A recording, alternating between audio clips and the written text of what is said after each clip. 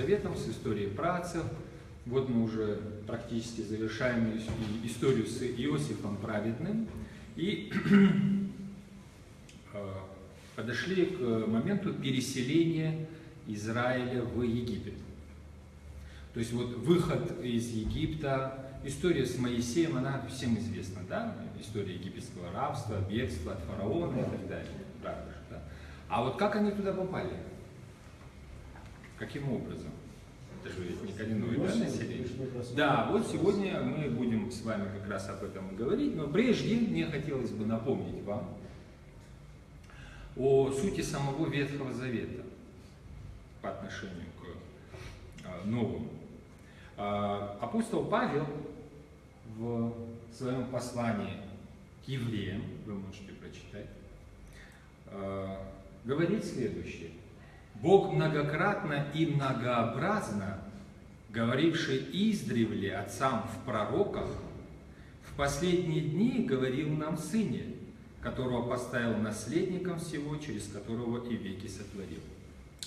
Павел обращается к истории израильского народа. Согласно этой истории, Бог многократно и многообразно общался со своим избранным народом Израиля. Многократно и многообразно на греческом полимерос ке политропос. Полимерос ке политропос. Полимерос по различным частям, в отдельных деталях, или же многократно. Политропос многообразно обращался. Главная тема Священного Писания, мы с вами уже об этом говорили в самом начале, это спасение человеческого рода. Вот, соответственно, и обращение Бога к человеку, оно связано не с экономическими, политическими, там еще социальными, еще какими-то вопросами. Да? Оно связано с одним единственным вопросом. Красной нитью через все Священное Писание проходит одна единственная тема – спасение человека. Спасение его от смерти, от греха, от проклятия. О трагедии в Эдемском саду мы с вами уже говорили. И вот сегодня наша с вами задача – это вот эти различные части, как оригами, да, вот сложить обратно. Все это многообразие привести вот в то состояние, при котором мы с вами будем понимать, в чем заключалась цель вообще существования Израиля, призвания Израиля, создания Израиля и всей этой многовековой истории Израиля. Это же не просто история какого-то отдельного народа, она даже как-то несколько искусственно со стороны, да, вот выглядит. Такой не очень естественный ход развития этой истории. И вот мы с вами в прошлый раз читали о встрече Иосифа с братьями, о первой встрече. Они приходят в Египет для того, чтобы купить зерно, и не узнают своего старшего брата. Почему? Иосиф прошел, как мы сейчас сказали, натурализацию. Иосиф говорит с ними на египетском, посредством переводчика, мы с вами говорили. Выглядит он совершенно как египтянин, он обрит. Одет он в одежды, естественно, занимает еще и должность соответствующую, которую никак нельзя было бы себе вообразить. И возвращает им серебро в их мешках вместе с зерном. Вы помните это, все мы с вами проходили. И давайте вспомним о том, что Священное Писание как оно нам на это указывает? В 42 главе мы читали, точнее проходили с вами, возглас, который вырывается из самых недр души, израненной души отца Якова или Израиля. Когда ему говорят о том, что там Симеона оставили, и Вениамина нужно отдать, и Иосифа он когда-то потерял, этот возглас вот такой. Алла гаю кулам. На меня все это. Все эти беды на меня. Вот все, что в этом мире плохого могло случиться, все обрушилось на мою голову. Это возглас какого человека? Вы понимаете его состояние? Вот это нужно себе представить, по сути дела, это нужно себе прочувствовать изнутри. И это обычное для нашей жизни восклицание: все против меня, что еще осталось? Но это не просто возглас Иакова или Израиля. Это вообще-то возглас всего человечества. В Иакове говорит человек, который был сотворен Богом, сотворен бессмертным, пребывал в блаженстве, находился в раю и все это утерял. Стал сыном погибели, стал сыном проклятия, стал изменяем, то есть к нему пришли болезни, страсти, грехи, мы с вами говорили, какие, всяческие непотребства. И поэтому возглас достаточно трагичный, драматичный, это возглас всего человечества, который мы слышим. Все это на меня. И когда человек за свои грехи несет какое-то наказание, он обычно что говорит? Человек же не виновен априори, правда? Никто же никогда не признается, что он, дескать, вот, заслуженно. Каин, убивший своего брата Авеля, вы помните, что говорил, когда Господь говорит ему о изгнании? Он говорит: это больше, нежели можно понести.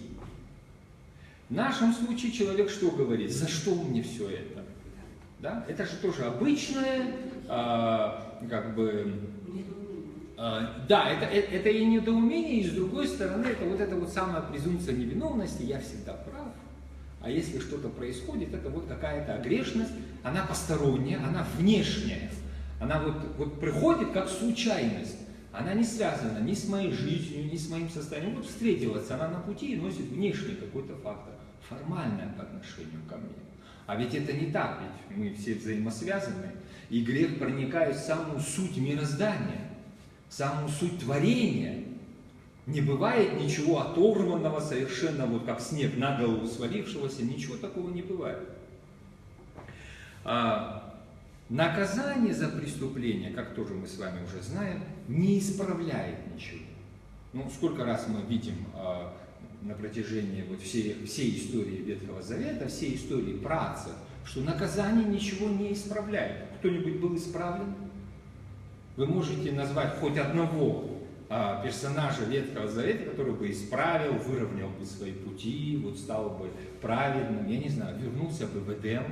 Хоть кого-нибудь можно назвать, который бы претерпел наказание за преступление и исправился? Нет, мы такого тоже не находим. Не исправляет даже смерть, самая последняя вроде бы, да, которую кажется ставит вот. Даже по страхам смерти человек все равно согрешает, совершает преступление и отдается страстям. Где мы это мы с вами видели? Мы с вами видели потоп. Ну вот смотрите, вот мы постоянно о чем говорим? Мы говорим о том, что нам кто-то все время мешает. Мешают злодеи, мешают преступники, мешают казнокрады, мешают плохие работники, мешают плохие крестьяне, мешают жадные политики. А вот нет, но при этом, при всем, когда мы кого-то такими словами называем, мы-то знаем, что мы-то правильные. Это понятно. Мы-то никакого отношения к этому не имеем. Вот они всегда мешают, постоянно. Мы-то хорошие, вот если их убрать, то все мигом изменится, жизнь станет прекрасна, мы все возьмемся за руки, будем петь аллилуйя и так далее. Да? Наша социальная жизнь она такая, мы именно так относимся к людям и к окружающему нас миру. Хорошо, вот вам пример, всемирный потоп. Все грешники, все нехорошие люди, все совершают преступления, все ужасны по своей природе. Вот они все погибли. Господь наводит всемирный потоп, все утонули. Вот все зло, знаете, как Булат Акуджава пел: дураков так много, да, вот хотелось бы однажды проснуться, глядишь, я сейчас не помню эти слова, дураков нет, улетели все. Вот. Ну вот произошло, все нехорошие люди, все, которые назвали Раша, Раа, они все улетели, их нет, они утонули. И что? Остается семья праведника Ноя. Праведника в своем роде, его так и называет Священное Писание. И что мы видим в среде этого праведника? Сразу же после потопа. Ну, у нас слово хамство есть. Да? У нас есть такое слово. Ну вот, мы вроде бы всех злодеев уничтожили. Мы вроде бы вот всех победили, решили проблему со злыми людьми. Но мы не решили проблему со злом, которое не в людях персонально каких-то, а в природе человеческой. В природе, вот в самой природе, в душе и в теле. Она не зависит там от человека с именем Н, от человека с именем X или от человека с именем Y. Зло находится в самой природе человека, и оно наследуется. Остается семя праведников – хам.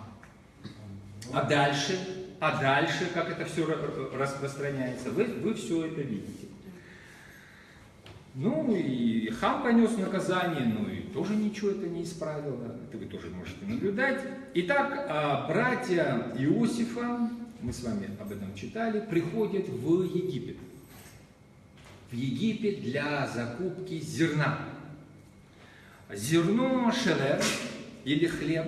Там слово лехем не употребляется, то слово будьте здоровы. Само слово хлеб не употребляется, употребляются эти два слова. Либо шелер, либо бар. То есть это либо зерно или хлеб, за ним они пришли, либо зерно очищенное. Ну, это понятно, они его и закупают.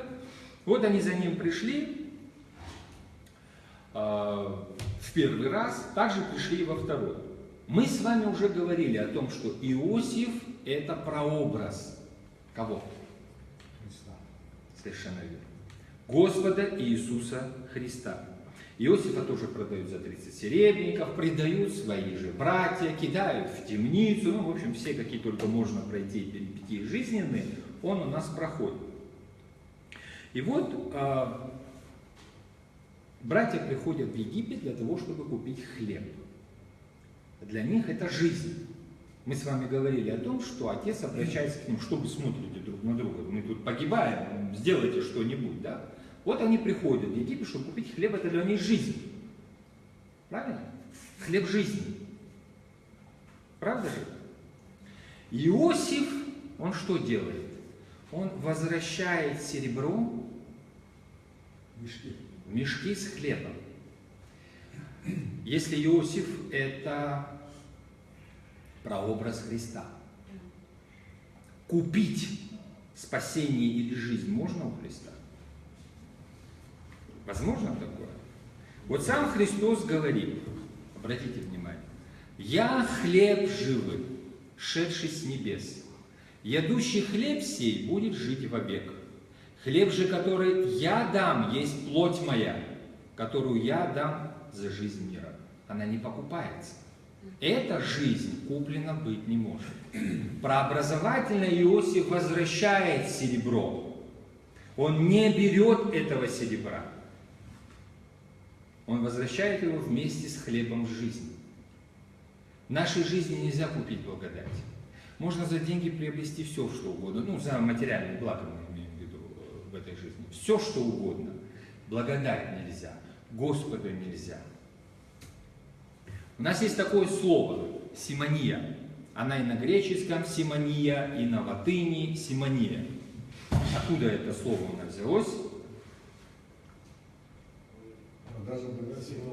Да, это продажа или покупка церковных должностей, духовного сана, церковных таинств, священнодействий, плата за причастие, за отпевание, за исповедь, покупка священных реликвий. В широком смысле это что означает? Продажа благодати Святого Духа. Это возможно вообще, да? То есть мы с вами говорили о повреждении человеческого ума после грехопадения. Вот одно из проявлений, попытка купить благодать Святого Духа. Почему симония? Почему? От какого слова это происходит? Симония. Совершенно верно. Симон Волк. То есть вот при встрече с апостолами, да, Симон, который у нас известен как человек, имеющий отношение к волхвованию, гаданию, я не знаю, там каким-то мистическим, да, вот этим самым, он, увидев, что возложением рук передается благодать Святого Духа и, соответственно, дары Святого Духа, собрал деньги принес апостолам, дал им и сказал: и вы на меня возложите руки, чтобы сошла на меня. Да? Апостолы, они что говорят? Они, конечно, от этого отказываются и говорят о том, что он попадает под проклятие. Он это понимает и просит у апостолов помолиться о нем, чтобы Господь не наслал на него никакой беды. Это так воспринимает Симон. Каноны Святой Церкви, они так и говорят. Вот одна из цитат. Глагол же закона не таков, чтобы заоны давать дары. Никто не продает благодать. Это канон православной церкви. Ту не глаголит приясти, ту не дадите. Это церковнославянский, ту не, то есть даром. Это евангельская истина. То, что вы, апостолы, даром приняли, вы даром и отдаете. Ведь дары Христа, или дары Святого Духа, или дары Бога, это не за заслуги человека, а по благодати что? Что значит иначе? Иначе даром, совершенно верно. Это не за заслуги, это не потому, что Израиль был таким замечательным народом, мы с вами видим, что это не так. Это не потому, что там какие-то особые молитвенники в Иерусалимском храме находились, это тоже не так. Это не потому, что там какие-то особые священники, первосвященники или левиты были, мы видим, кто распинает Христа. Это духовенство, это не кто-то посторонний, это духовенство Иерусалимского храма. То есть благодать спасения Богом дается не благодаря, а вопреки деятельности человека. В самый такой катастрофический момент для человеческой истории, когда вроде бы посланника Божьего уничтожают. Спасение приходит через смерть. Ну, знаете, для того, чтобы следовать канонам святых отцов, нужно со святыми отцами одну и ту же веру исповедовать. Вот святые отцы исповедуют веру в благодать. Не за заслуги. Вот для того, чтобы следовать этому и не быть сопричастниками греху симонии, то есть продажи и покупки священных должностей, реликвий, я не знаю, там, таинств, чего угодно, да, нужно исповедовать одну с ними веру. Прежде всего. Не просто исполнять канон, а быть единомысленным по вере. Вера в благодать Святого Духа. Братья возвращаются домой, и они обвинены в чем? В том, что они приходили с целью разведки, вы помните, да? Наготу земли пришли вы увидеть. То есть самое сокровенное в Египте. Правда же? Обвинение достаточно серьезное. И что там происходит? У них забирают их брата, Симона. Да, Симона, сына Илии, старшего брата, забирают его, оставляют в заложниках. Симон, мы с вами говорили, Симеон или Шимон происходит от слова шама, слышать, слушать, внимать, быть услышанным. Человеку быть услышанным для кого важно? Это же вопрос самый обычный, мы говорили. Слышать твои молитвы, они кому обращены? Ну да, речь идет о слышании. Так вот, у братьев забирается что? Слышание. Слышание у них забирается. Вы видели, что братья не раскаиваются? Он ведь задает им вопросы относительно их семьи, отца своего и так далее. Вы помните весь этот сюжет. Раскаяния нет в их среде. Они у нас представляются в образе нераскаянного грешника. А нераскаянный грешник, у него нет слышания. Во время его молитвы Бог его не слышит. Он не раскаянный. Бог не слышит ни грешника. Если бы Бог не слушал бы грешников, тогда все наши молитвы с вами были бы, безусловно, да. Бог не слушает нераскаянного, нет слышания, потому что нет связи. Потому что Христос – это врач, это целитель. Но если человек не признает своих болезней, ему нужен врач? Во всем он обратится к врачу. Он не врач для душ и телес, если я праведник. Поэтому Христос и говорит, я пришел призвать не праведников, а грешников к покаянию.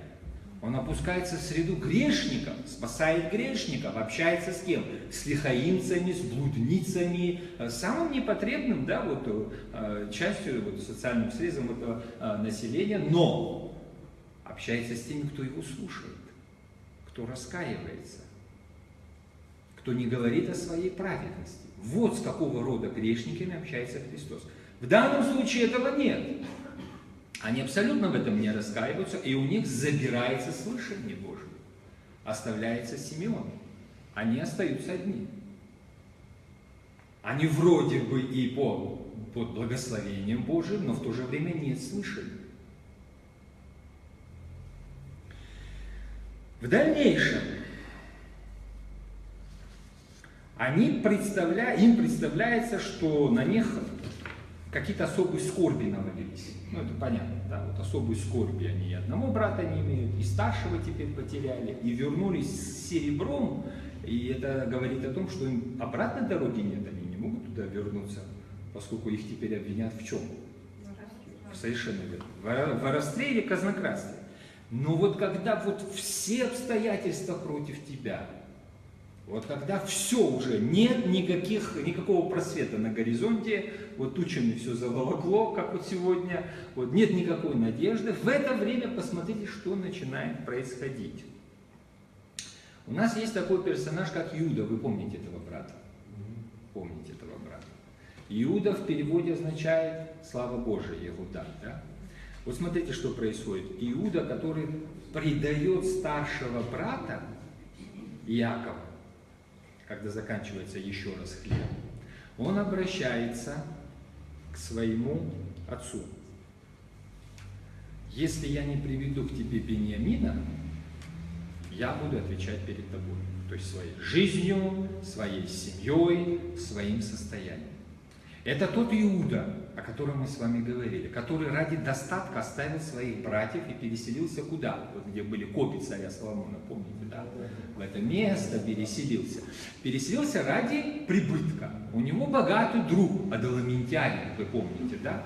Он берет жену, по той же нормальной, человек делает, как это мы с вами говорили, выгодный брак у человека, да, вот он берет жену, язычницу, едва не теряет благословение Божие, да, вот она умирает, потом умирают дети, вы знаете, и продолжение его корня или его рода, оно от кого? Помните, мы с вами Тамару, Фомарь? А Фомарь ему кто? Невестка. Она жена его старшего, среднего, да, сына. Она его невестка. И продолжение рода он переспал со своей невесткой. Вы понимаете, что это такое, да? Вот что происходит. То есть вот этот самый Иуда, который уже потерян с точки зрения нравственности, с точки зрения нашего с вами представления, он вообще потерян для обетования Божьего. Абсолютно потерян. Ну как? Отца бросил, женится на язычниках, непонятно чем занимается, естественно, в страхе Божьем никого там не воспитывает, ни детей, ни вообще о страхе Божьем речи нет, да? Вот, спит с невесткой, ну да, не специально, конечно, но тем не менее, ну такой, скажем, опозоренный, да, вот с точки зрения социального человека.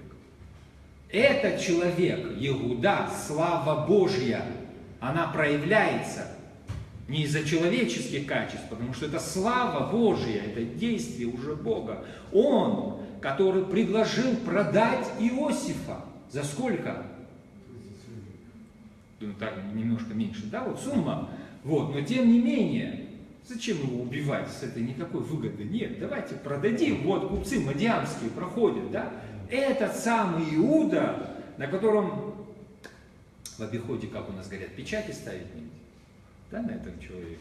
И этот самый Иуда встает перед отцом и говорит: за младшего, а по матери это родной брат Иосифа, да? Вениамин родной брат Иосифа. За младшего я поручаюсь собой. То есть всем, чем я владею. Я поручаюсь, ты спросишь с меня. То есть что Иуда проявляет? Жертвенность. В среде Израиля проявляется или восстанавливается слава Божия, Иуда, слава Божия, хвала Господня, она восстанавливается в среде израильского народа, И Иуда себя приносит в жертву. Он ставит свою жизнь, все свое достояние. Вот, пожалуйста. Если не вернется Беньямин, я готов пожертвовать собой. Израиль их с этим условием отпускает. Старый отец их отпускает. Они идут в Египет для того, чтобы купить опять этого шевер или бар, зерна или хлеба. Но Израиль все сетует. Все беды против меня. Ну, смотрите, если Беньямина не вернут, ему с Иудой еще что делать, да? Это уже 4-й сын, который будет потерян со всем родом. Все беды против меня, все против меня сетует Израиль. Потому что слышания нет, вот, у него все против него, надежды никакой нет, отчаяния у человека.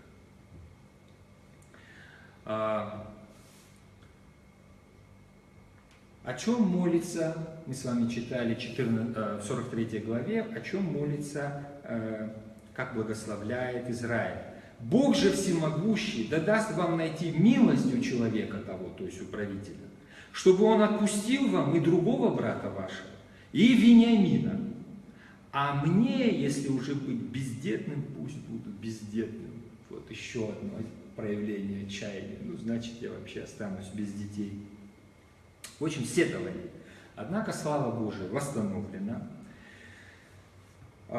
Они приходят в Египет, пристают перед кем? Перед Иосифом. И он видит кого? Брата. Сына скорби, так назвала их общая мать, Бенони, сын скорби, сын печали, которого отец переименовывает в Беньямина, сына десницы, надежды, любимейшего, да, вот близкого и так далее. И вот этого сына скорби приводят к Вениамину. То есть, простите, Иосиф у нас прообраз Христа, а сын скорби — это человечество. Это все мы. Ну, кто мы на самом деле, как не дети скорби? Давайте будем искренне, да, посмотрим. Наше сетование, оно вечное, мы постоянно сетуем с вами. Мы дети скорби, да. И вот такой сын скорби приводится. Иосиф, конечно, рад. Он еле сдерживается, видит брата живым и приглашает их всех в свой богатый дом. Для того, чтобы, как мы читали, в полдень принять с ними пищу.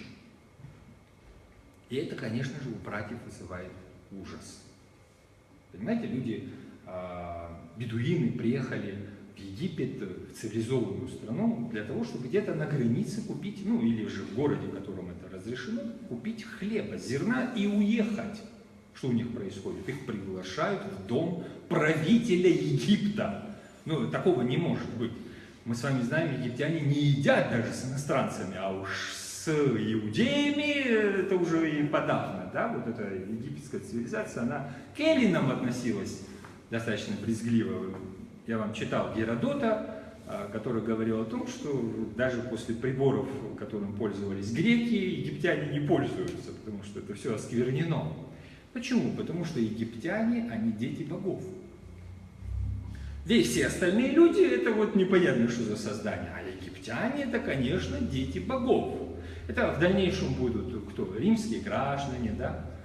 Вот, в дальнейшем еще как-то они будут называться. Но в данном случае они себя так и воспринимают. Ну, вот Игумена тоже, да? Цивилизационная такая территория Игумена. Там, где живут люди цивилизационные. А вот варвары, они за пределами Игумены. Вот, правда же? И вот здесь то же самое. Это непонятно, что за люди. И что мы видим?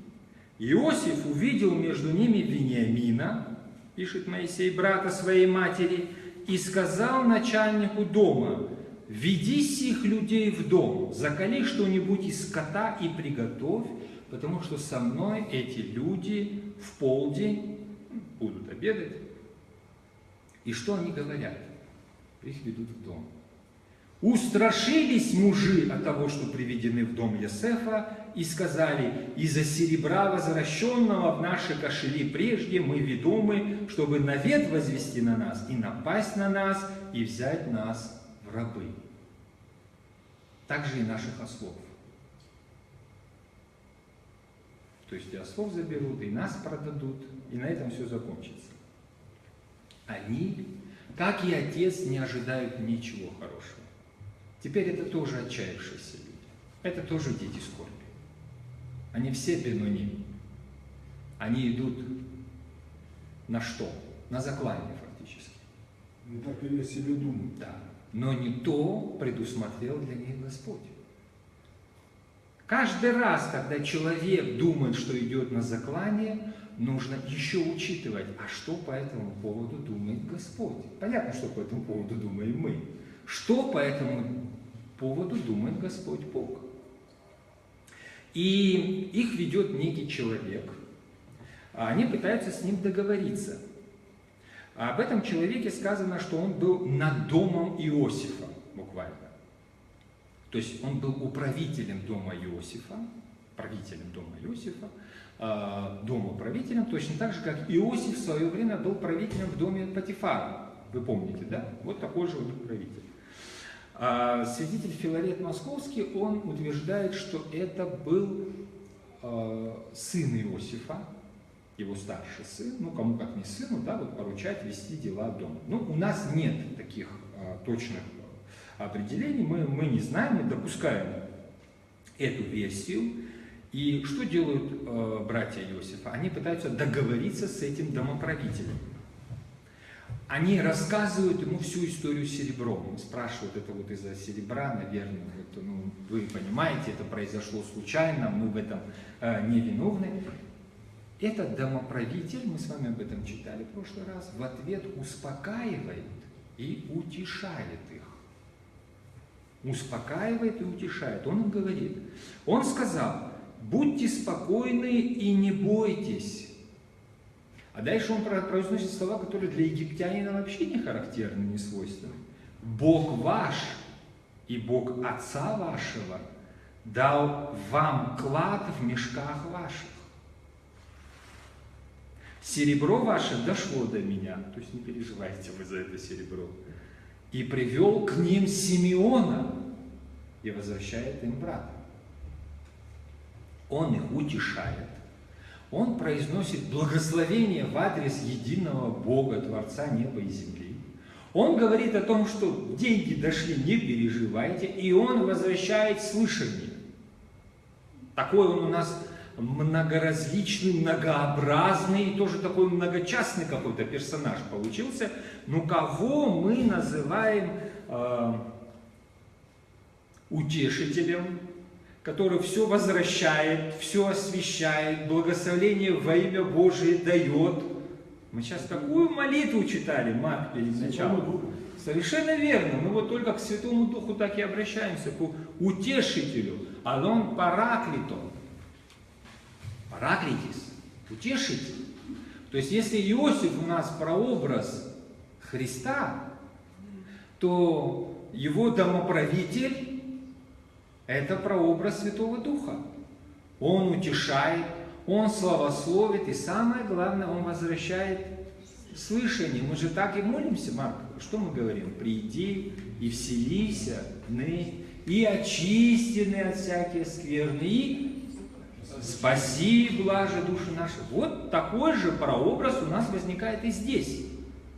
Он тоже все возвращает, все дает, благословляет, и еще слышание, то есть родного брата Симеона точно так же возвращает. Это утешитель, это защитник, и это еще и заступник. Полиморфно и политропно, как мы сегодня с вами сказали. Да?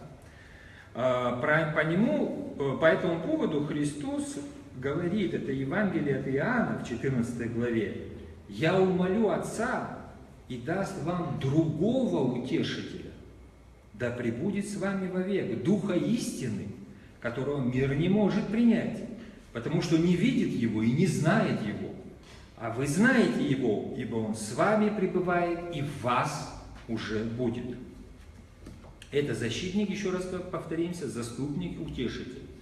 Итак, он в доме Иосифа, который, еще раз напоминаем, является прообразом Христа. А Иосиф у нас кто? Господин земли египетской. Мы с вами говорили, господин это Адон. господин земли египетской. Они ведутся в дом Господень, господина. А дом Господень это? Мы с вами сидим. Не слышу. Это что? Это храм. Дом Господень это храм. Но у нас вот есть. Давид встал с земли, умылся, помазался, переменил одежды свои. Это 2 книга Царств. И вошел в дом Господень. Он так и называется. Храм так и называется. Дом Господень. Это скиния тогда была. Да. И молился, возвратился домой, потребовал, чтобы подали ему хлеба, и он ел. Дом Господень – это храм не только в Ветхом Завете. Это не только скиния или храм Соломона. Дом Господень – это храм и в Новом Завете.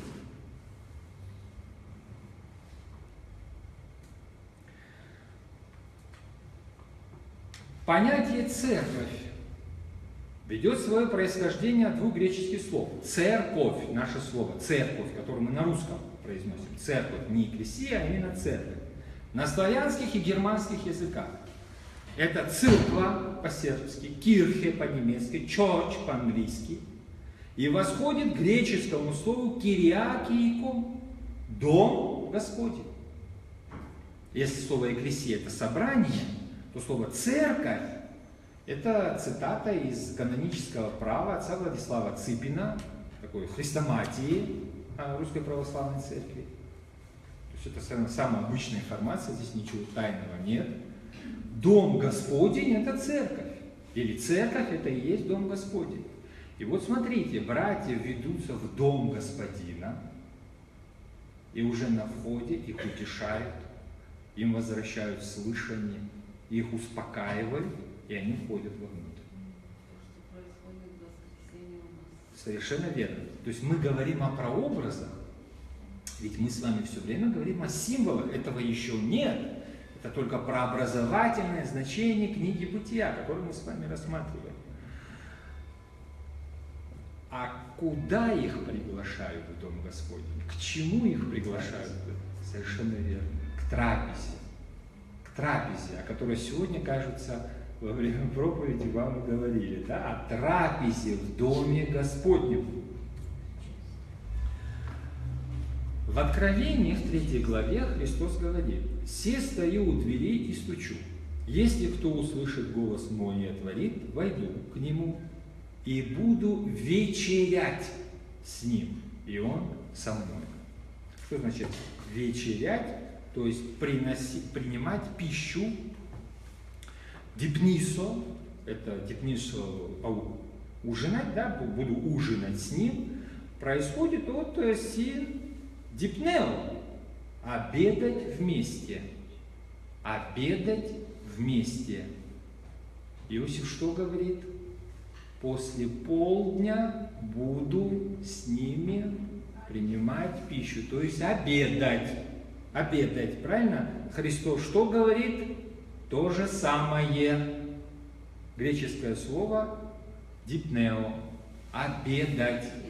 То есть, если Иосиф это прообраз Христа, если некто домоправитель это прообраз утешителя, он утешает и слышание, точнее, связь с Господом восстанавливающую, возвращает брата Симеона. Если Кириаку и Куда, это дом Господень, куда они идут, то идут они куда? На священную трапезу. Священная трапеза у нас называется Евхаристия. Ну, пожалуйста. Вот.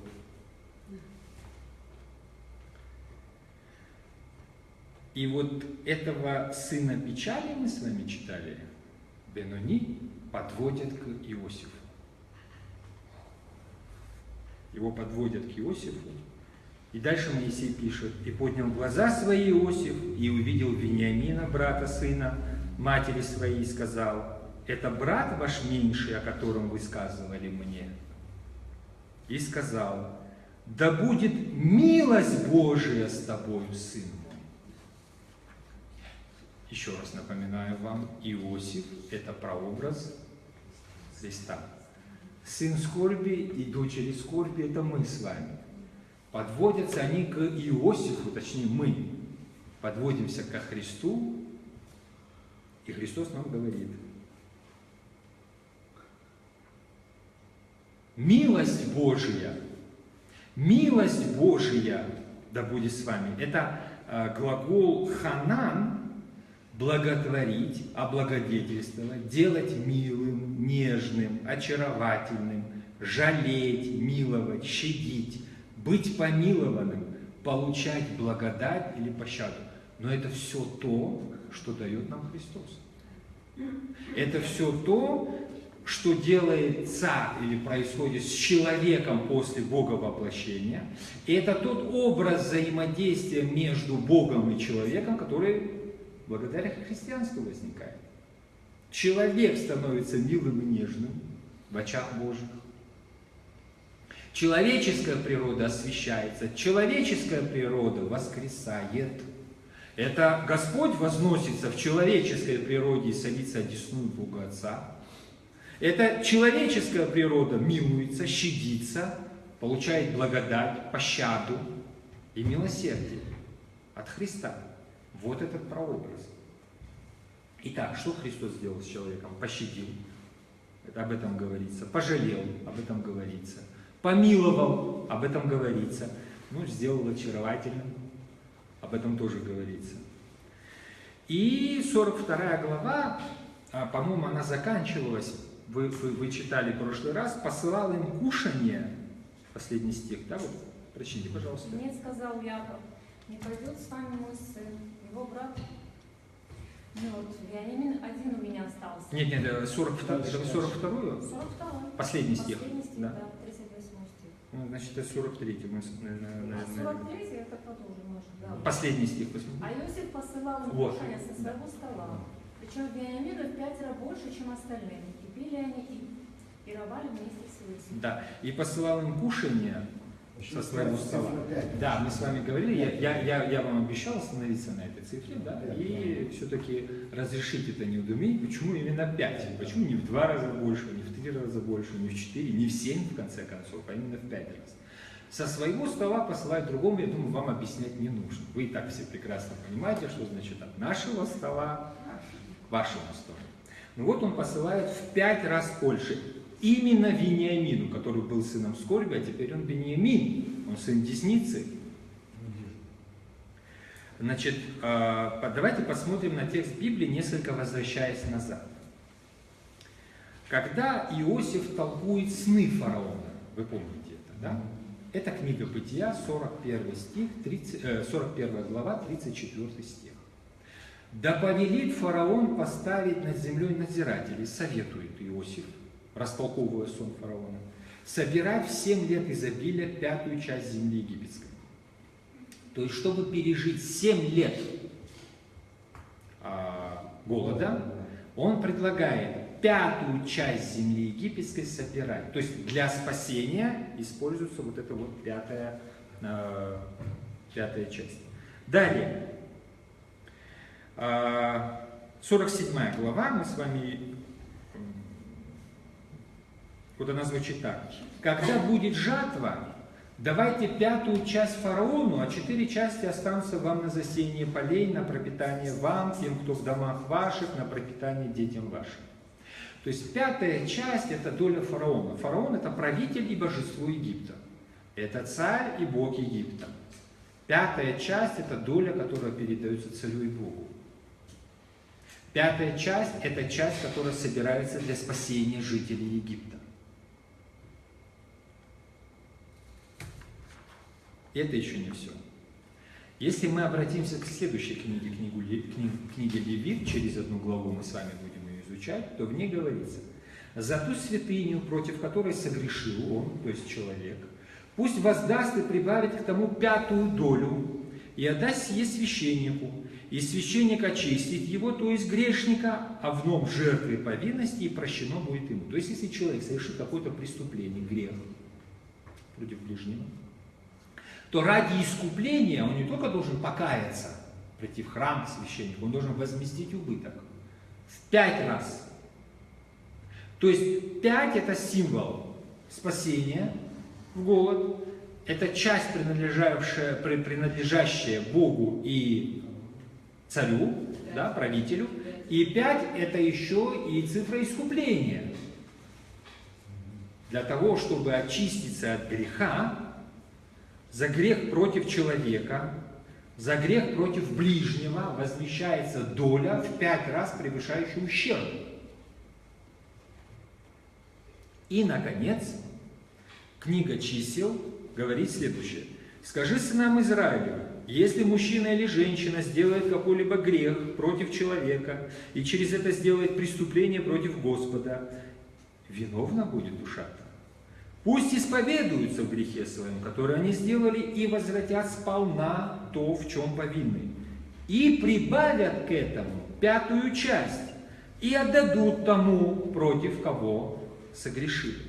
От чего это 5-я часть? Чего угодно. Вот что украдешь, то и возвратишь. Этого 5-й Да. часть или 5 раз больше? 5-ю часть того, что ты украл. украл.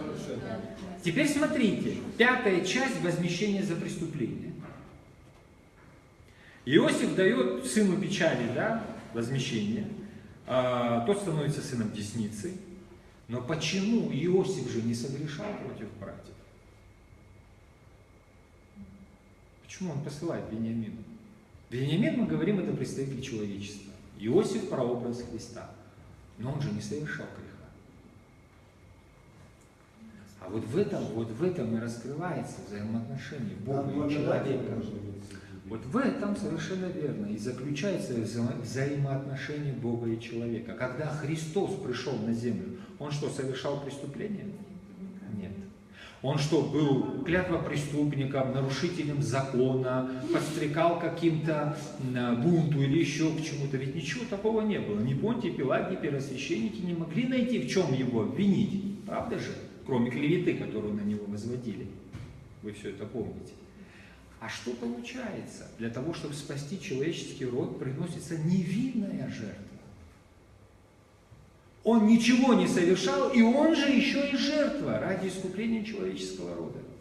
Вот как выстраиваются взаимоотношения. Почему и термин, собственно говоря, любовь Божья, это не термин, который говорит о взаимности. Мы же не можем сказать, что мы любим Бога так же, как Бог любит нас. Правда же?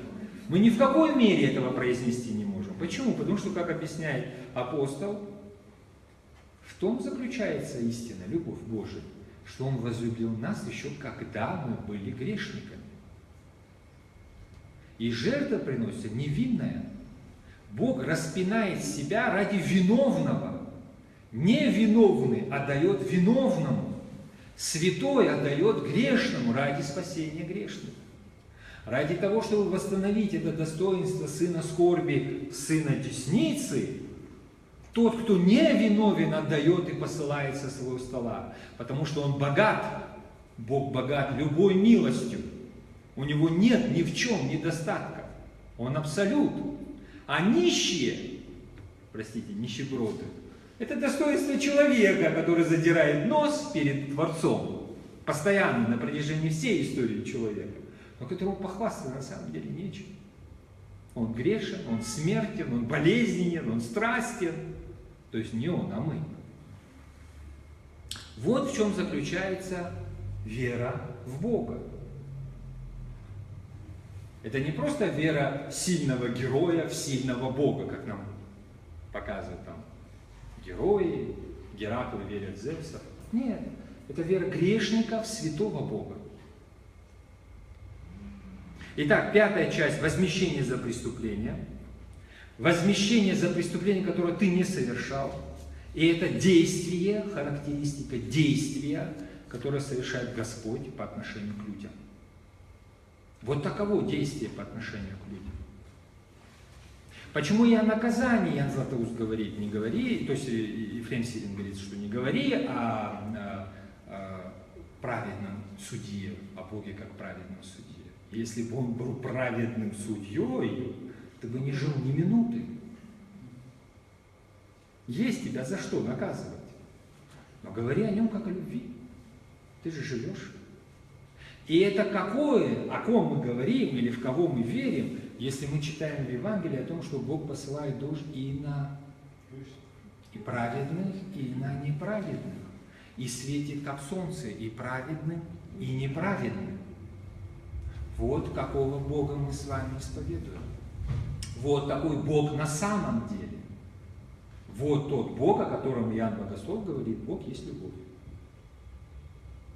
Поэтому не забывает Бог о грехе, но долготерпит, ожидая исправления. Это совершенно разные подходы. Увидеть преступление и наказать – это да, но это не решает проблему. Это вообще никак не решает проблему. А вот достигнуть изменения человеческой природы – это да. И поэтому самым большим чудом в православной церкви у нас является что? Самым большим чудом – это не хождение по водам, это не увеличение припасов, это не исцеление, это не пророчество о будущем, прошлом или настоящем. Самым большим чудом святые отцы называют покаяние, изменение человека, исправление человека. Вот самое большое чудо, которое может произойти на земле. Все остальное – это иллюзия, это кибернетика. Это иллюзия, все остальное – это виртуальная реальность. А вот настоящая реальность – это изменение, перемена. Да, покаяние, метания, мы с вами говорили, это перемена, другой, иной взгляд на себя, на Бога. Это и есть самое большое чудо для нас, для христиан. Итак, теперь мы переходим к 43 главе, или 44 у нас? Да, 44. Можно? Да, пожалуйста. Скажите, пожалуйста, тогда это вот игра слов получится. Вы говорите, что вот эти вот все грехи в природе человека. Да. А этого человека создал Бог.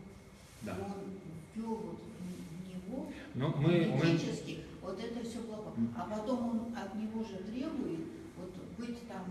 Изначально мы с вами говорили о самом начале. То, что вы говорите, это, вы знаете, есть такая дурная, на мой взгляд, конечно, есть такой совершенно дурной процесс, он в так называемой теологии современной присутствует, теодицея, оправдание Бога. Вы знаете, они как раз из этого постулата исходят. Ну, Бог же создал человека таким, да. И вы знаете, в оправдании нуждается не Бог. Вот из всего того, что мы с вами уже прошли, кто нуждается в оправдании, так это человек. Потому что человек-то создается по образу и подобию Божьему. Там среди всех этих характеристик есть понятие свободы. Мы об этом забываем. Совершенно свободно человек выбирает. И выбирает он что? Грех, совершенно верно. Он слушает кого? Бога? Он слушает кого? Змея. Еву послушать. Совершенно верно. Ну, Ева, да, Марк, я понимаю, но вы заметите, у вас большая часть сидящих это дети Евы. Так что будьте аккуратны. Речь не только об этом. Речь о том, что, вы понимаете, человек, да, вот богатый – это Бог, нищий человек, святой – это Бог, грешный – это человек. Но человек же не создается нищим, грешным, страстным или еще каким-то. Нет, он становится таким свободным благодаря своему свободному волеизъявлению. Он выбирает зло. Что потом происходит? Потом происходит то, что Господь не оставляет его в этом состоянии. Он его вытаскивает. И ради того, чтобы его вытащить, он опять приносит еще из себя в жертву. Вот в чем неизмеримость благодати Божией. Вот в чем невозможно, это не может поместиться в человеческом сознании, чтобы такого рода отношения кто-то еще на земле исповедовал между Творцом и его творением. Можно было бы все стереть и начать заново, да? Как каждый из нас и поступает в нашей жизни. Ничего такого не происходит. Происходит исправление. И исправление – это достаточно долгий период. Весь Ветхий Завет святыми отцами называется педагогическим периодом. Закон называется педагогом. Исправление человеческой природы. Ради этого и создается народ Израиля. первая церковь, в котором происходят эти изменения. Поэтому, на мой взгляд, оправдание Бога это очень какое-то дурнейшее словосочетание, которое только можно себе представить. Я не знаю, что это за теология. Я думаю, что никакого отношения к богословию это не имеет. Но... Так что... Еще 2 минутки можно? Так, Пожалуйста, человек пожалуйста. должен ходить, молиться Богу, умолять, исправлять. Так сам себя исправляет вас. И вообще-то там, Бог сам по себе там, а ты можешь исправляться, все в твоих руках. Да, исправляйся, Бог ради. Мне нравится последняя фраза «исправляйся Бога ради». Вот Бога ради исправление возможно. Попробуйте, никто вам не запрещает, попробуйте сделать это самостоятельно. Попробуйте сделать это самостоятельно. Попробуйте ограничить себя в связи с Творцом. Поставьте этот опыт. Попробуйте следовать заповеди, быть нравственными без Бога. Попробуйте хотя бы в течение 10 минут. В течение минуты последите за своими мыслями, поступками, только адекватно, беспристрастно. И вы все, как в песне поется, поймете и увидите сами, что у вас будет получаться, а что у вас получаться, возможно, не будет. Сами увидите. То есть здесь как бы никакого вмешательства постороннего не будет. Хотя бы в течение минуты попробуйте быть праведными без Бога. Нет, тут что нужно как бы понять? По-моему, у Исаака Сирина есть это выражение о том, что ни посты, ни бдения, ни молитвы, ни наши вот эти вот все то, что мы, все эти ритуалы, действия, которые мы совершаем, коленопреклонение и прочее, они нас не спасают. Они нас не спасают. Они пока приводят нас к смирению. Что значит приводят нас к смирению? Они показывают нашу настоящую природу. Кто мы есть на самом деле. Вот когда ты просто проходящий мимо человек, это одно, да? Когда ты говоришь, все, сейчас я буду праведным. Какие у вас там заповеди? Сейчас выполню, сейчас вот засучив рукава, сейчас я все сделаю, что там, не убей, да, вот, не укради, не лжесвидетельствуй, не гневайся, не оскорбляй, не делай того, не делай сего. Сейчас, вот как ты только начнешь, вот первый шаг сделаешь, лицом в грязь, сразу же, сами посмотрите, это не мой опыт, и не какого-то отдельного человека, это человеческий опыт, он общий для всех нас. Попробуйте. Вот в очереди стоите, да, наступит кто-нибудь на вашу любимую мозоль, вот всю вашу природу, все ваше нутро, все человечество будет лицезреть, все благородство, всю красоту. Попробуйте, это будет ваш личный опыт. Да и для того заповеди и даются. Или закон, он мерило, он линейка, он пример. Вот есть эти параметры, да, как 90-60, я не помню, вот как они там, да? Вот ты даже боком туда не влазишь, понимаете? Не входишь ты в эти параметры. Примером является Христос. Вот человек, все человек, говорит Пилат. Да? Вот пример. Попробуйте быть таким человеком. Попробуйте. Вот Достоевский попытался описать в «Идиоте». Вот князь Мышкин — это как раз Христос без божественной природы. Вот он какой-то идиот. Понимаете? Нет, попробуйте стать. Попробуйте что-либо выполнить. Попробуйте что-либо исправить без Бога. Тут пример только один, и у нас освещения нет. Лампочка, она сама по себе, как бы ни пыжилась, светить не будет. Для того, чтобы она засветилась, что необходимо ее? К чему приобщить? Совершенно к источнику энергии. Источником жизни человек-то не является. И мироздание не является, и космос не является, и никто не является в этом мире. Источник жизни один, это Всевышний. Вот попробуйте оторваться, и вот оторвался Адам и покатился. Катился до почти 2000-летней истории назад. Да, вот к чему прикатились-то. То есть ничего не буду говорить. Сделайте этот небольшой опыт, попробуйте стать нравственным человеком, и без Бога, без Творца. Но Дух Господь это как рай, в общем-то, да? Можно Всегда прообраз, да, блаженства. Ну, то есть воссоединение с Богом, оно не с местностью связано, оно не локализовано где-то там в Междуречье или где-то там еще, речь не об этом. Как Григорий Богослов говорит, что ты едешь в Иерусалим? Где ты молишься, там тебе Иерусалим. Где ты соединяешься с Богом, там твой рай. Помните Петра, Якова и Иоанна, когда Господь поднял их на гору Фавор и просветился, да? Они, что ему произнесли? Давайте сделаем здесь шатры и останемся тут навсегда. Почему навсегда? Не знали, что говорить. Состояние людей в этот момент было такое, что они были настолько восхищены, что не знали, что говорить. что бывает на летнике.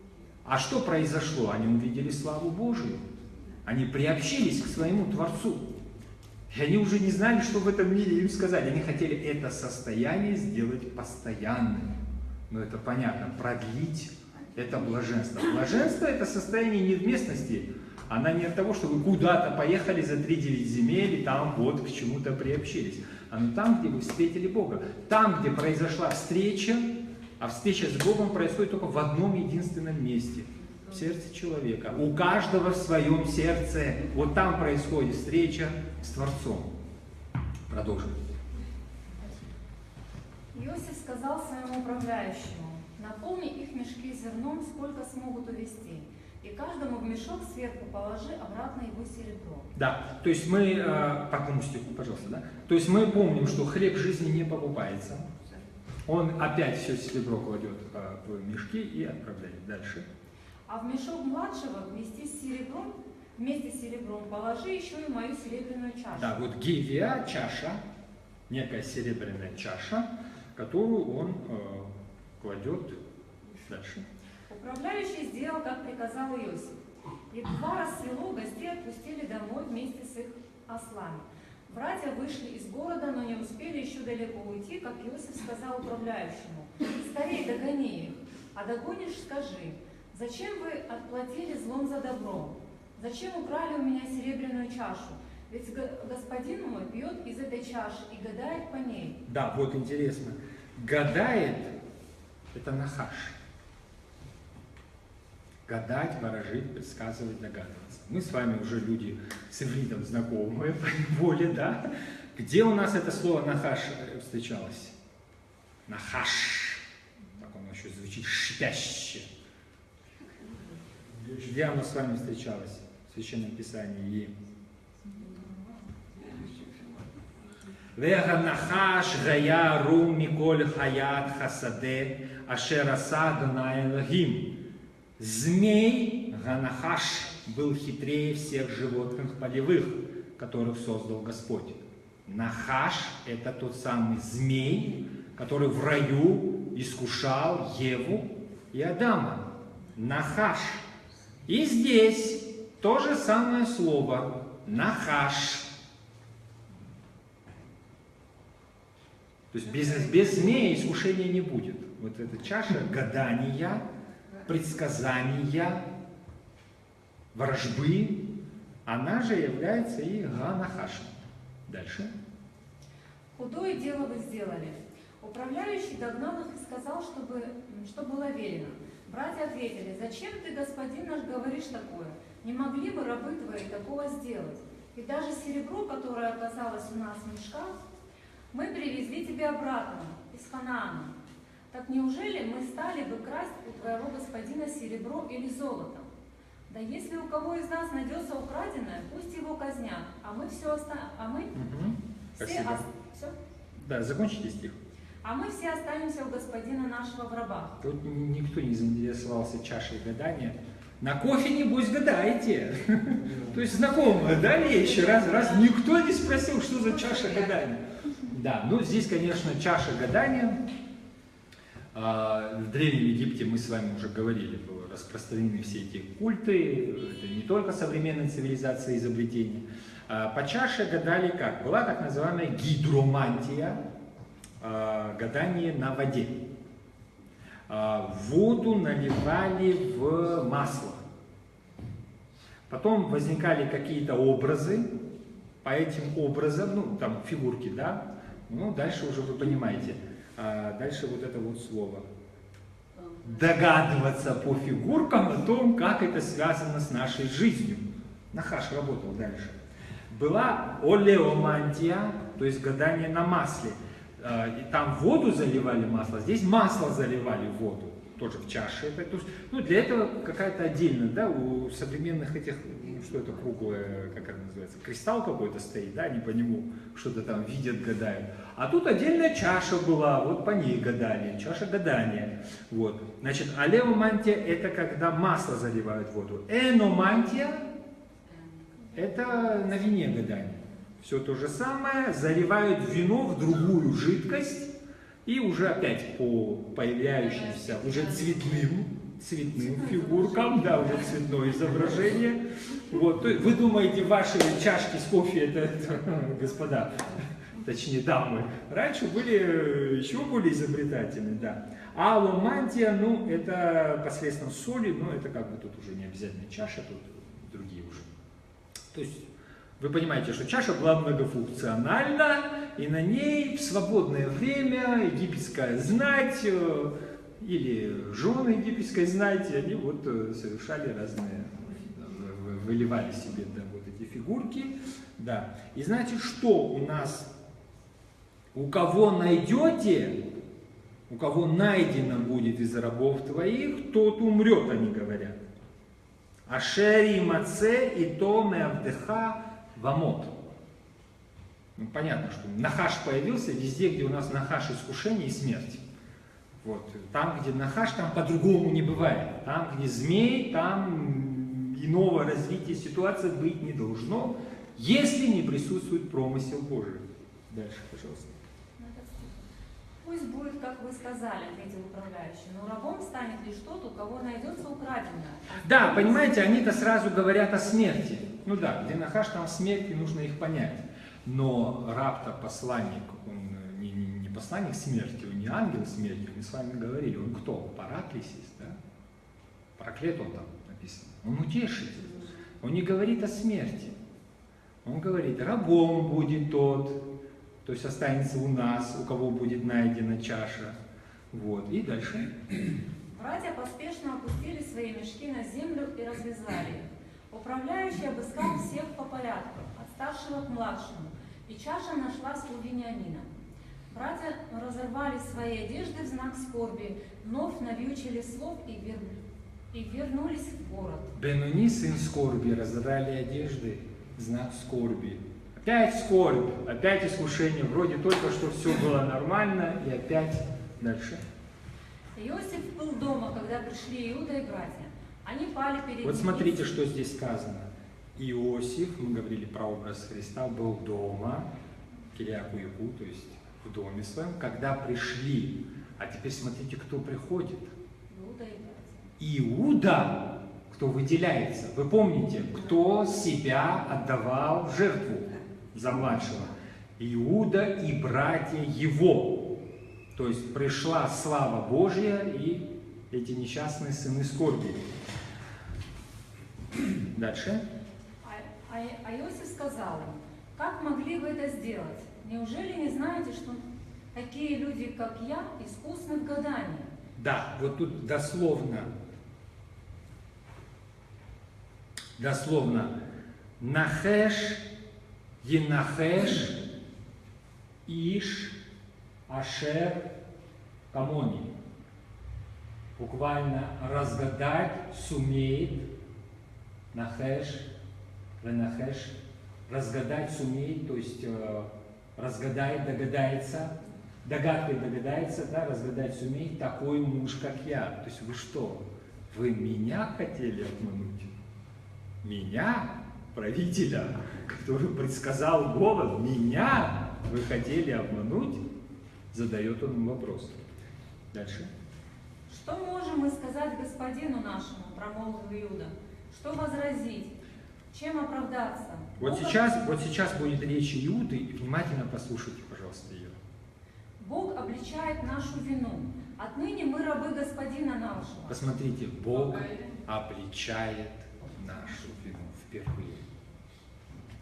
Впервые За все эти походы впервые от лица Иуды слышится, что происходит обличение вины. Он не говорит какой, речь не только о чаше.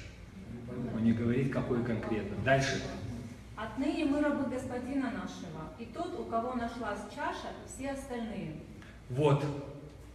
То есть он говорит не только о Вениамине, он не говорит о нем, как когда-то в Иосифе его продадим, сами спокойно, ведь у них условие какое? Младшего брата останете? Нет.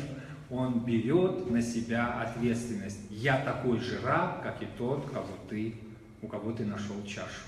Он заступается за своего младшего брата, чего не было при жизни Иосифа в этом доме. Дальше. Нет, сказал Иосиф, не сделаю я такого.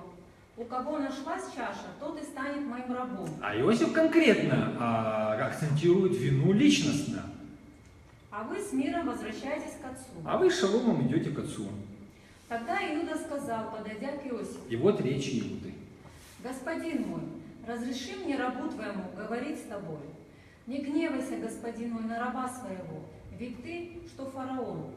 Ты, господин мой, спрашивал нас, рабов своих, есть ли у нас отец и есть ли у нас еще братья. Мы отвечали тебе, господину нашему, что отец жив, но уже стар, и что есть у него еще младший сын. Это дитя его старости. Он один остался в живых из детей своей матери, его брат умер. Отец любит его, и ты велел нам, рабам своим, привести к тебе нашего младшего брата. Мы сказали тебе, господину нашему, что нельзя ему покидать отца. Отец не переживет разлуки. Но ты сказал нам, рабам своим, чтобы без младшего брата мы больше и на глаза тебе не показывались.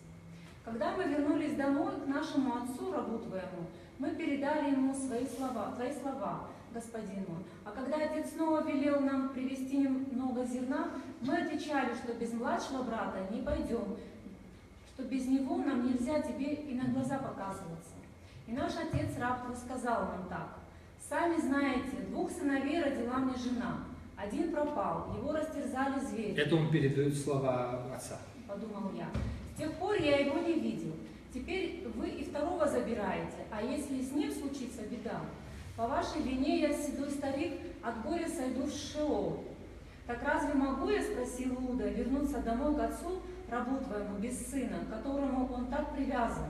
Отец увидит, что его сына с нами нет, и умрет. И наш отец, раб твой, седой старик, по нашей вине от скорби сойдет в Шеол. Я, раб твой, головой поручился отцу, что брат вернется. Если не приведу его домой, то до конца дней буду виновен перед отцом. Так пусть же я, раб твой, здесь и останусь вместо него, а он пусть возвращается с братьями. Вы представляете, Иосиф услышать такое, когда Иуда его продавал? Да. Да. Не могу я вернуться домой без него и видеть горе отца. То есть понятно, да, вот картина, которая нарисована Моисеем, вам вполне понятна и ясна. Иуда оставляет не только готов нести вместе с Вениамином, он предлагает себя в рабство вместо Вениамина.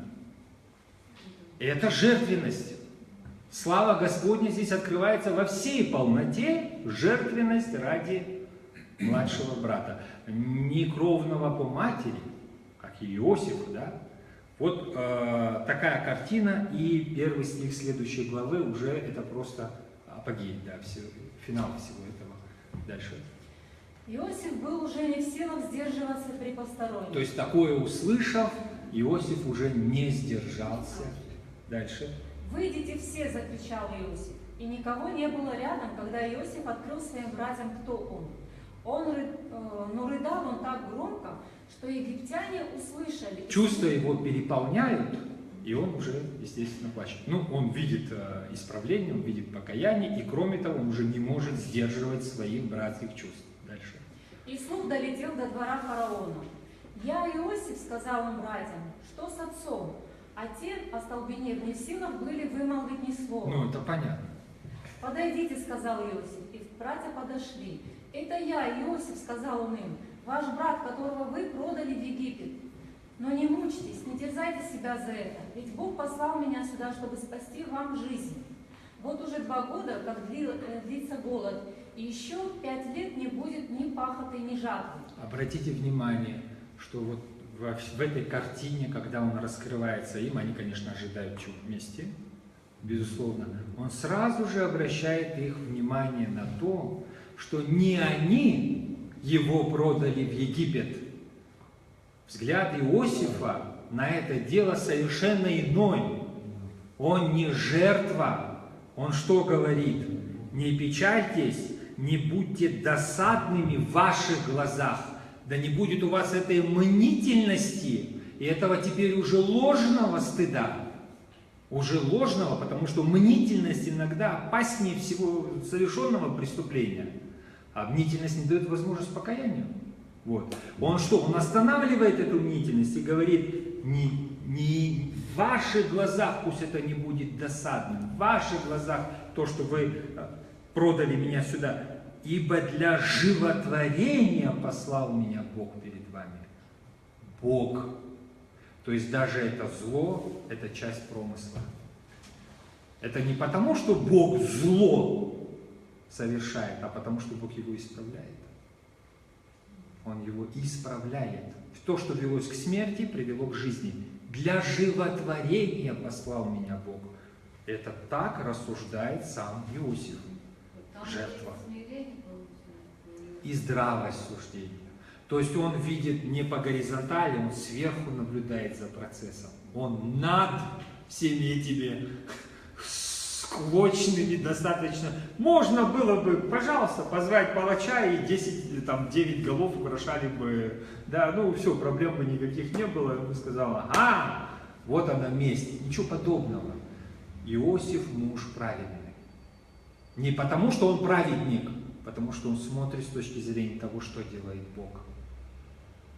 Бог меня поставил, да, значит, это Бог. Дальше. Бог послал меня сюда прежде вас, чтобы ваш дом уцелел на земле, уцелел и стал многочисленным. Не вы, Бог отправил меня сюда и сделал так, что я стал Не фараоном вы, отцом. Бог отправил меня сюда. Представляете вообще вот взгляд этого человека на жизнь? Конечно, это повезло этому фараону и этому египетскому народу с таким правителем, да. Дальше. Господином над всем, что ему принадлежит, и правителем всей земли египетской.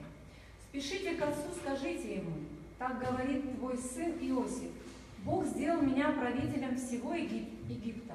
Немедли, приходи ко мне. Ты поселишься вблизи от меня в земле Гошен, вместе с сыновьями и внуками, вместе со всеми стадами и со всем своим добром. Там я устрою твою жизнь так, чтобы ни тебе, ни твоей семье, ни твоему скоту ни в чем не терпеть нужды, потому что впереди еще 5 лет голода. Смотрите же, воскликнул Иосиф, смотрите, Вениамин, брат мой, ведь это я говорю с вами. Расскажите отцу, как велик я славен в Египте. Расскажите про все, что вы видели здесь, и скорее приводите сюда отца. Он обнял Вениамина, своего брата, и зарыдал. И Вениамин рыдал, обнимая его. Потом, рыдая, Иосиф расцеловал остальных братьев, и начались разговоры. Весть о том, что к Иосифу пришли братья, долетела и до фараона. Фараон и его приближенные были рады, и фараон сказал Иосифу, вели братьям навьючить своих ослов и идти в Ханаан, чтобы привести сюда отца и свои семьи. Я дам им все самое лучшее, что есть в Египте. Пусть наслаждаются изобилием нашей страны. Вели им взять в Египте повозки для детей и женщин, и пусть они с собой привезут отца. А об оставленном имуществе им горевать не стоит, у них будет все самое лучшее, что есть в Египте. Так и сделали сыновья Израиля. Иосиф дал им по оплеске, и, как и велел фараон, а также еды на дорогу, каждому новую одежду. Вениамину он дал 300 шекелей серебра и 5 новых одежд. Отцу он послал 5 новых одежд. Заметьте. Дальше. Отцу он послал на 10 ослах все, чем богата египетская земля. Тоже не просто так. Десятая часть. Тоже не просто так 10 ослов навьюченных. Когда Иаков возвращается со всем своим семейством от Лавана, Да. он встречает Исава, своего брата, и ожидает столкновения и резни. Чтобы смягчить его сердце, он посылает ему вот 23 стих 13 главы, ночевал там Иаков ту ночь и взял из того, что у него было, подарок Исаву, 200 коз, 20 козлов, 200 овец, 20 овнов, 30 верблюдей с дойных жеребятами, 40 коров, 10 волов, 20 ослиц и 10 осов. То есть это цена выкупа ради жизни. И теперь Иосиф стократно все это возвращает только для переезда сюда, в Египет, где у них, как говорит фараон, будет все самое лучшее. Происходит возвращение. Дальше. А на 10 ослицах зерно, хлеб и прочие продовольствия на дорогу. «Идите, не бойтесь», — сказал он братьям на прощание. Они покинули Египет и вернулись в Ханаан к отцу. «Иосиф жив», — сказали они Якову, — «он теперь правит всем Египтом». Замерло у Якова сердце, не мог он поверить. Да, вот тут вот замерло у Якова сердце, буквально «Ватхи руах Яаков Авихем». Ожил дух Иакова, отца их. Вы помните состояние Иакова? Вечное сетование, и детей у меня теперь не остается, и 4 сыновей я потерял, и все эти беды на меня обрушиваются, да, после ее. И вот смотрите, что происходит. Ватхи руах Яаков Авихем.